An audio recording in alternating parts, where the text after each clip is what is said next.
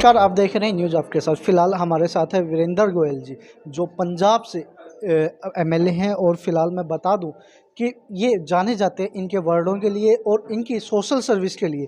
फ़िलहाल इन्होंने एक मंच भी लॉन्च किया था, उसके बारे में बात करेंगे। और फ़िलहाल ये मौजूद है आदमपुर में, जहां पर सतेंद्र सिंह के लिए ये वोट की अपील कर रहे हैं। घर घर जाकर फ़िलहाल यहाँ पर इनसे बातचीत करते हैं और जानते हैं कि क्या कुछ माहौल इन्हें देखने को मिल रहा है। नमस्कार सर। नमस्कार नमस्कार। जी, फिलहाल एक बार तो आपके बारे में मैंने बता दिया है, थोड़ा आप भी बता दीजिए कि पंजाब में आपने एक तरफा जीत हासिल की थी, उसका मूल मंत्र क्या था? देखो, मूल मंत्र तो लोगों का स्वभाव है। लोग जो चाहते हैं, क्योंकि पंजाब के लोग जो रवायती पार्टियां हैं, श्रोमणी अकाली दल था, कांग्रेस थी, बीजेपी थी, सब लोग इनसे उकता चुके थे। इन लोगों ने कहीं किसी को नौकरी नहीं दी।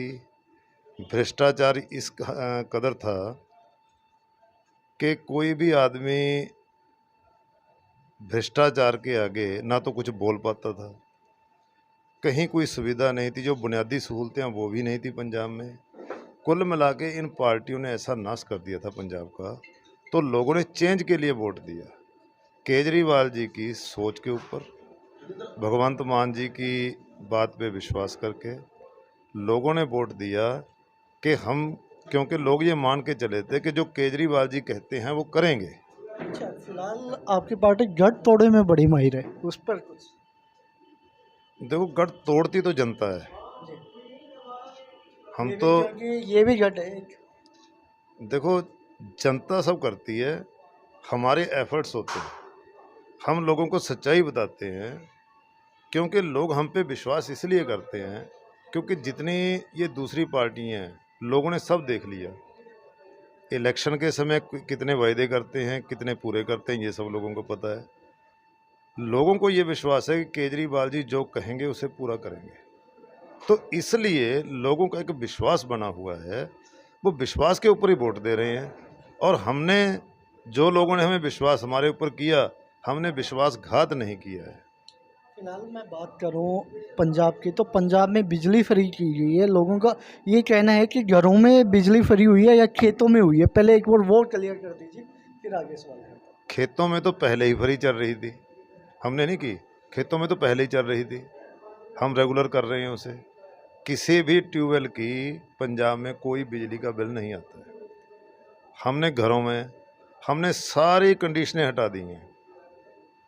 पहले भी बिजली फ्री करने का एक ड्रामा पंजाब में हुआ था। उसमें क्या था, फॉर्मेलिटी इतनी बना दी कि किसी को उसकी सुविधा मिल ही नहीं पाई। हमने सब कुछ बंद कर दिया।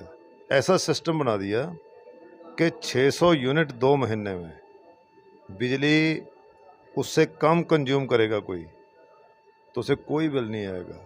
कहीं जाने की ज़रूरत नहीं, किसी ऑफिसर को बताने की ज़रूरत नहीं कि मैंने 600 से कम किए हैं, ये किए हैं, वो मैं एससी हूँ, मैं बीसी हूँ, मैं जर्नल हूँ, कोई मतलब नहीं है। और ये आपको ताज्जुब होगा जानकर, देयर आर 76 लैक्स कंज्यूमर जो हैं हमारे पंजाब में, 76 लैक्स है। आउट ऑफ 76, अबाउट 50 लैक्स को जीरो बिल आए हैं। फिलहाल एक मेरा सवाल है एजुकेशन को लेके। आपने दिल्ली की एजुकेशन देखी है, पंजाब की एजुकेशन देखी है, हरियाणा में फ़िलहाल आपको लग रहा है कि एजुकेशन सही बची है? पंजाब में एजुकेशन का बुरा हाल था, हरियाणा में तो उससे भी बुरा हाल है। जो हमने देखा यहाँ पर, किसी भी गांव में या कहीं भी कोई मेडिकल फैसिलिटी नहीं है, कोई एजुकेशन फैसिलिटी नहीं है, कुछ नहीं है कहाँ कहीं पर भी। तो ये जो दिल्ली मॉडल है, दिल्ली मॉडल हम पंजाब में लाने जा रहे हैं। जहाँ हरियाणा में लोगों ने हम पे विश्वास किया, तो हरियाणा में भी हम ये लागू करेंगे। अच्छा सर, आज जब मैं आ रहा था यहाँ, आ रहा था, रास्ते में मैंने कुछ बच्चे देखे जिनका स्कूल 3 किलोमीटर है। उनके पिताजी किसान हैं, तो ओबियसली बात है वो प्राइवेट स्कूल में नहीं पढ़ा सकते, वो सरकारी स्कूल में पढ़ते हैं बच्चे। और लगभग 7-8 बच्चे थे जो पैदल आ रहे थे, सुबह पैदल जाते हैं, पैदल आते हैं 3 किलोमीटर। 3 किलोमीटर जाते हैं, 3 किलोमीटर आते हैं। और लगभग 5वीं से छोटे बच्चे थे।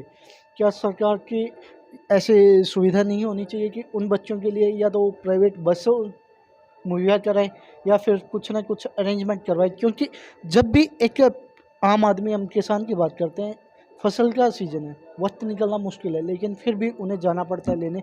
यदि वो ना जाएं तो बच्चे कहीं भी नहीं जा पाते। देखो, हमारा तो कहना ये है कि हम सबसे पहले एजुकेशन और मेडिकल पे काम करेंगे।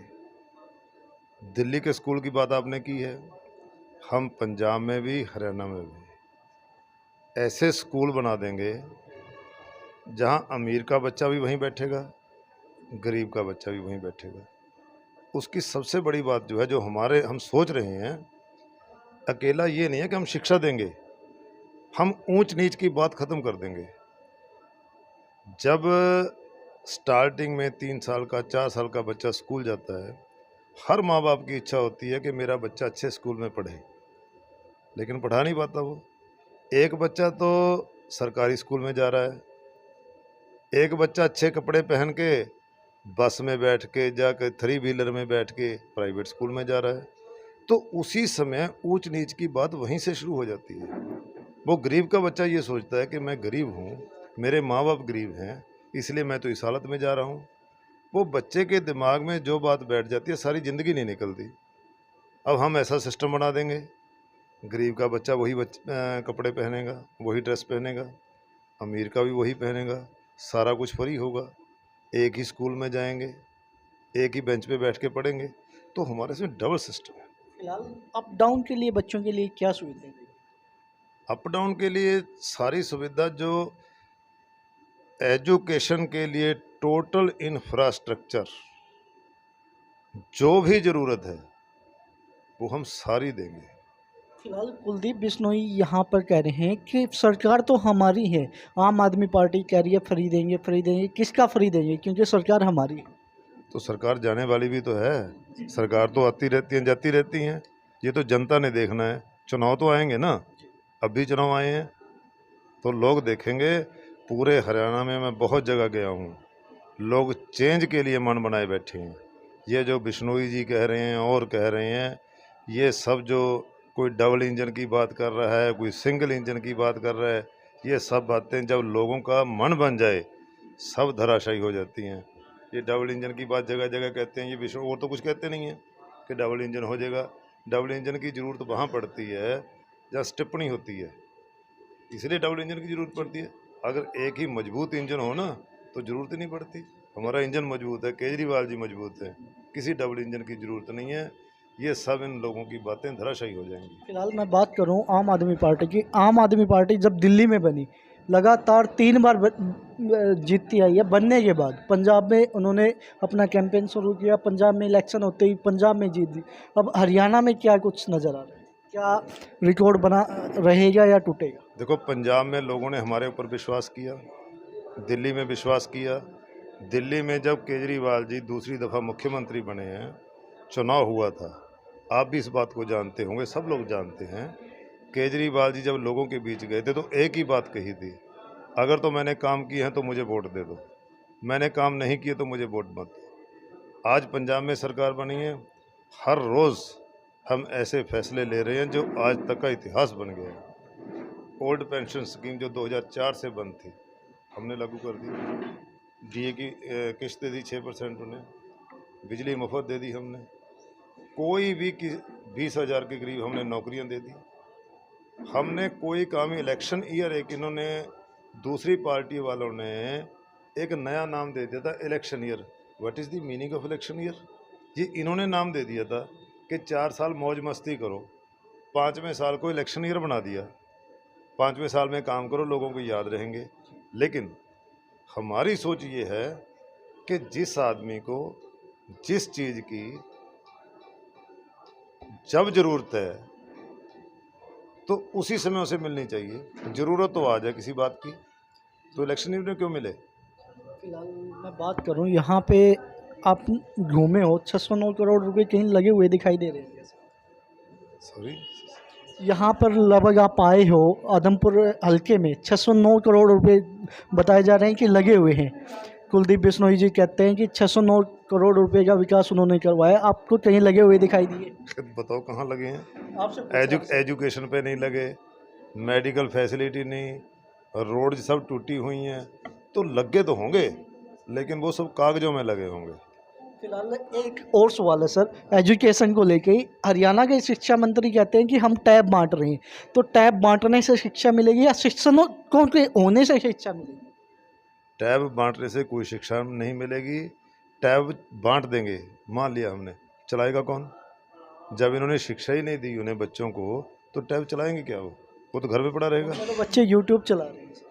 तो बच्चे चला रहे हैं, ये बात है, ये बच्चे ठीक है चला रहे हैं, लेकिन यहाँ तक हर कोई नहीं चला पाते। जो गरीब का बच्चा है वो यूट्यूब पर, तो मोबाइल देखा नहीं बेचारों ने। गरीब का बच्चा कहाँ से देखेगा? वो टैब कहाँ से लाएगा? मिल गया तो चलाएगा कहाँ से?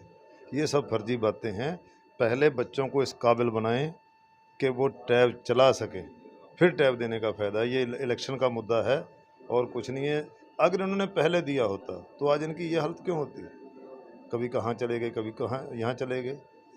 कुछ नहीं है इनके पास। अब लोगों को भरमाने के लिए ये बातें हो रही हैं और लोग इस भरम में नहीं आएंगे। फिलहाल आदमपुर उपचुनाव में क्या माहौल नजर आ रहा है आपको? हम पूरे अच्छे बहुमत से जीतेंगे हम।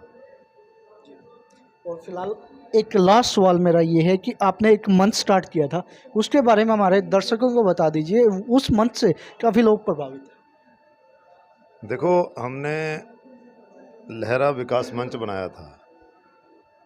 वो चुनाव जब हमारे नगर कौंसिल के चुनाव हुए थे उससे कुछ दिन पहले बनाया था। तो उसमें हमने 15 वार्ड थे हमारे नगर कौंसिल के, तो 15 में हमने कैंडिडेट खड़े किए थे, तो हमारे 8 लोग वहाँ जीते थे। तो कांग्रेस ने इतना बड़ा वहाँ स्कैम किया, इतना बड़ा एक, जो लोग जीते हुए थे वो लोग भंगड़े डाले, उन्होंने मिठाइयाँ बांटी, लेकिन जब वो लोग सर्टिफिकेट लेने चले गए तो उन्होंने कहा आप तो हार गए, वो कांग्रेस वालों को दे दे। तो ऐसा एक स्कैंडल हुआ था जिसकी कहीं एग्जाम्पल नहीं मिलती पूरे देश में, कि आदमी जीत गए हों, रिजल्ट डिक्लेयर हो गया हो, फिर कांग्रेस को वालों को, दूसरी पार्टी को सर्टिफिकेट दे दिए गए हों। तो लोगों ने हमारा साथ दिया था, 8 लोग हमारे जीते थे।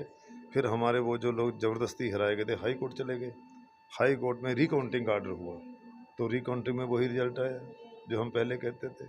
तो लहरा विकास मंच को बहुत बड़ा समर्थन लोगों ने दिया था, क्योंकि लोग शुरू से हमारे साथ हैं और वो लोगों ने इस चुनाव में दिखा दिया। अब एमएलए के चुनाव में हमारे मुकाबले में पूर्व मुख्यमंत्री भी थी कांग्रेस से, और श्रोमणी अकाली दल से एसजीपीसी के अध्यक्ष गोविंद सिंह लौंगोवाल थे। श्रोमणी अकाली दल संयुक्त जो ढींडसा साहब ने बनाया था, उनका अपना बेटा परमिंदर सिंह ढींडसा 10 साल तक मंत्री रहे हैं, वो थे हमारे मुकाबले। 2 लोगों की जमानतें जब्त हुई, लेकिन जब भी 26,518 वोटों से हम जीते हैं।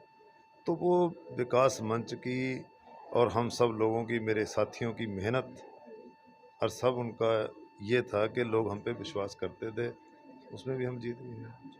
फिलहाल ये थे हमारे साथ लहरा विधानसभा से विजेंद्र गोयल जी। और फिलहाल इस वीडियो में आपकी क्या कमेंट है ज़रूर बताएं, और फिलहाल आपके एरिया में कौन सी पार्टी का दबदबा है ये भी बताएं। फिलहाल आम आदमी पार्टी दिल्ली में, पंजाब में कितने वादे पूरे कर पाई हैं ये कमेंट में ज़रूर बताएं, और देखते रहिए